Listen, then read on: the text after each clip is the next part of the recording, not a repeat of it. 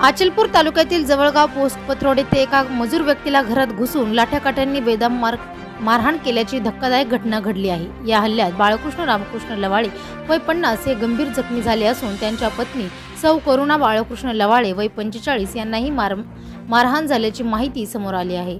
मिळालेल्या माहितीनुसार 4 मार्च 2026 रोजी दुपारी 12:30 सुमारास काही व्यक्तींनी लाठ्याकाठ्या घेऊन लवाळे यांच्या घरी घुसून त्यांना बेदम मारहाण केली। या मारहाणीत डोके, खांदा, छाती, पाय, ओठ व तोंडावर गंभीर जखमा झाल्या असून त्यांचे कपडे रक्ताने माखलेले होते। पत्नी करुणा लवाळे यांनी पतीला वाचवण्याचा प्रयत्न केला असता त्यांनाही मारहाण करण्याचा आरोप केला गेला आहे। या प्रकरणात सुरेंद्र वांद्रे वय 50, कुलदीप वांदे वय 22, रवी वांदे वय 60 आणि उज्ज्वला वांदे वय 45 या जवळापूर येथील व्यक्तींवर मारहाणीचा आरोप करण्यात आला आहे।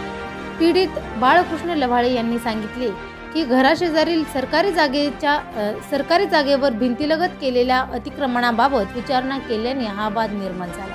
यापूर्वी संबंधित बाबत गटविकास अधिकारी अचलपूर व मुख्य कार्यपालन अधिकारी अमरावती यांच्याकडे तक्रार दिली होती।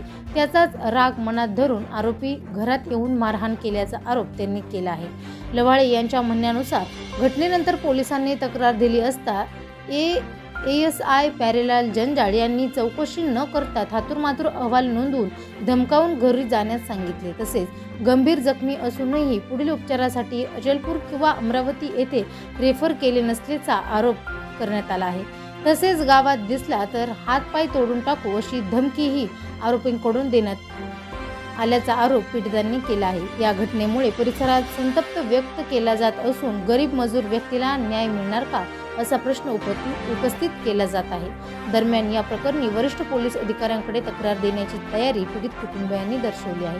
अमरावती जिल्हा प्रतिनिधी फिरोज कुरेशी।